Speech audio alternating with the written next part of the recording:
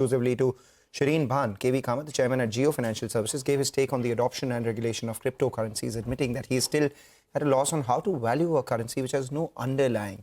Listening to that conversation will be very, very interesting. What do you believe India's position ought to be on issues like cryptocurrency, etc., as we move forward? Do you believe the time has come to recognize them as an asset class or not? Shireen, I'm very old.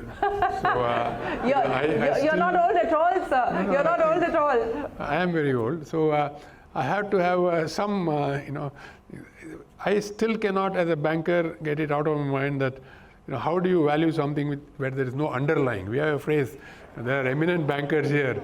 Where there is no underlying, how do you value it? So I am still at a loss trying to come to grips with Bitcoin. Maybe I am wrong, but I would stay in my corner for the time being. Let me ask you this in the context of what we're seeing happen as far as India's startup ecosystem is concerned, which is now evolving and emerging as a new engine of growth.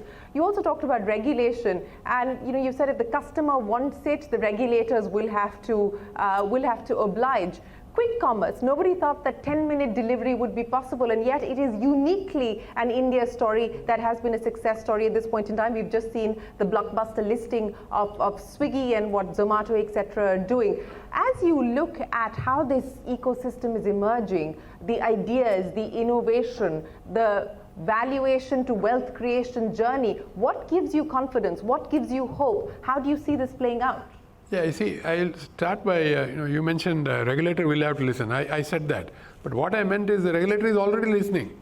If you look at the sandboxes of the last few years that our regulator has brought in, the regulator is one step ahead of all of us. So that's a huge, for me it's huge.